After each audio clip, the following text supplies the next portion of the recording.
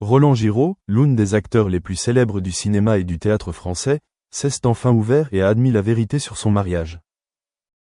Pendant de nombreuses années, il a gardé secret sa vie personnelle, mais désormais il ne cache plus son bonheur en amour. Il a affirmé qu'après toutes les pertes et toutes les souffrances, il avait trouvé le véritable amour, un amour beau et digne de respect. Roland Giraud a épousé très jeune Maïk Jansen, une actrice hollandaise, et ensemble ils ont surmonté de nombreux hauts et bas de la vie. Leur amour n'est pas seulement basé sur l'harmonie, mais aussi le résultat de la compréhension et de la tolérance mutuelle. Maïk n'était pas seulement une épouse, mais aussi une confidente et un soutien spirituel fort pour Roland durant les années stressantes de sa carrière.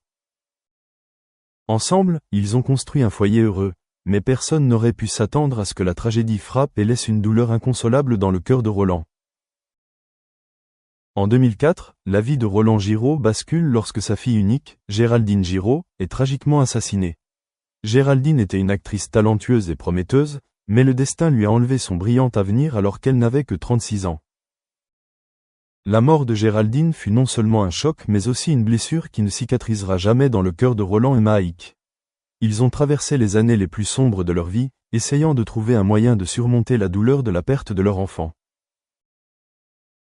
Roland a avoué un jour qu'il fut un temps où il avait perdu toute motivation pour continuer à vivre et à travailler, mais grâce à l'amour et aux encouragements de Maïk, il s'est progressivement retrouvé. C'est dans les moments les plus difficiles que l'amour de Roland et Maïk s'est encore plus profond. Il a admis que, sans sa merveilleuse épouse à ses côtés, il ne savait pas s'il aurait pu surmonter une si grande perte. Maïk n'est pas seulement une compagne mais aussi quelqu'un qui encourage toujours Roland à continuer à vivre, à continuer à contribuer à l'art, au lieu d'être éternellement plongé dans la douleur. Les deux partageaient des souvenirs de Géraldine, essayant de garder son image dans leur cœur sans se laisser submerger par la tristesse. Ils comprennent que la meilleure façon d'honorer leur fille est de continuer à vivre une vie pleine de sens, en profitant des moments heureux qu'ils ont encore la chance de vivre ensemble. Désormais, Roland Giraud peut sourire quand il parle de sa vie. Il a admis que l'amour entre lui et Maïk n'était pas seulement un amour romantique mais aussi un amour d'âme sœur, une connexion durable qui pourrait résister à toutes les épreuves du temps. Même s'ils vieillissent, ils continuent à s'offrir les choses les plus douces. Ils voyagent souvent ensemble, profitent de soirées romantiques et se remémorent de beaux souvenirs du passé. Roland comprend que le bonheur n'est pas quelque chose de lointain, mais plutôt des moments simples avec la personne qu'on aime. Il n'hésitait pas non plus à montrer son affection pour sa femme en public, ce qu'il faisait rarement auparavant. Roland a partagé « Après tout ce qui s'est passé, j'ai réalisé que si nous ne savons pas chérir les gens qui nous entourent, un jour nous le regretterons. Maïk est la femme la plus incroyable de ma vie, et je suis tellement reconnaissante de l'avoir à mes côtés. » Malgré de nombreuses tempêtes, Roland Giraud garde toujours un esprit optimiste. Il a continué à poursuivre sa passion pour le métier d'acteur, mais n'a plus accordé autant d'importance à la célébrité qu'avant. Désormais, il passe plus de temps pour lui et sa famille, profitant de chaque moment heureux que la vie lui apporte. Les fans de Roland Giraud sont heureux de le voir retrouver la joie de vivre. Après tout, il mérite un bel amour et une vie remplie d'amour. Roland Giraud a traversé les chapitres les plus tristes de sa vie, mais il peut désormais dire avec confiance qu'il vit des jours heureux avec le véritable amour de sa vie. Quand on parle de Roland Giraud, impossible de ne pas évoquer son amour profond pour Maïk Jansen. Leur mariage est un témoignage de constance et de loyauté. Ils ont passé des années remplies de souvenirs ensemble, depuis les premiers jours de leur relation jusqu'à devenir un couple amoureux. Maïk Jansen n'est pas seulement l'épouse de Roland Giraud mais aussi son âme sœur. Elle l'a accompagné dans les hauts et les bas de sa vie et de sa carrière. Cependant, la vie n'est pas toujours remplie de joie. Roland Giraud a connu la plus grande douleur lorsque sa fille, Géraldine Giraud, a été tragiquement assassinée en 2004. Son décès a laissé un vide dans son cœur que rien ne pouvait combler. Bien qu'il fût un homme fort, cette douleur le laissa déprimé pendant longtemps. Il a admis un jour que c'était le moment le plus douloureux de sa vie, une blessure qui n'a jamais guéri.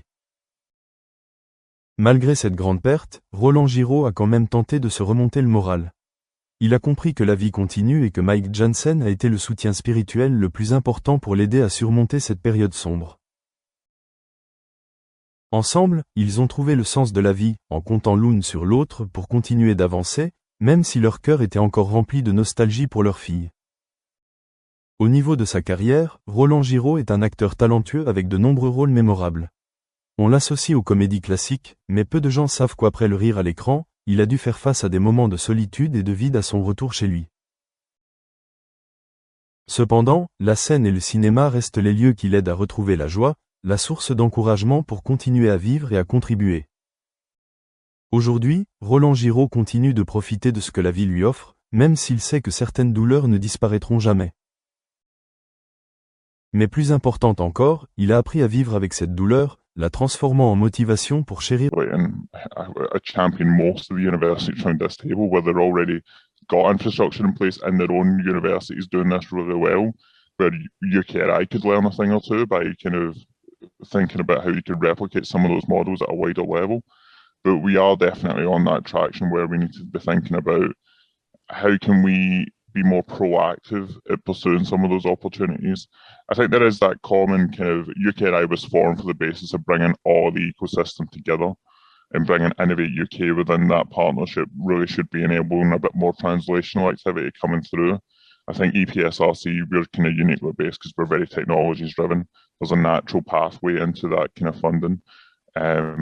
But yeah, I think the innovation strategy is a really key kind of strategy for thinking about how this gets enabled in a much broader sense for the UK. And I think it's a unique opportunity, especially post-Brexit, post-pandemic, to think about what we've learned. Because we have created a brand new digital infrastructure in the UK by having to move everything virtually from the pandemic. And I think we should really be focusing on the success that we've made of that. I know a lot of sectors, primarily service sectors, have really struggled because they don't have the kind of footfall and they don't have the labour market. But there are a lot of sectors which have really taken advantage of that opportunity and really started to kind of create a niche for themselves. I just wanted to add one bit, John, before. I think we talked before about the vaccine, and I think, yeah, it's a great success story, but it really hits home that there needs to be long-term investment in fundamental research in order to enable that translation.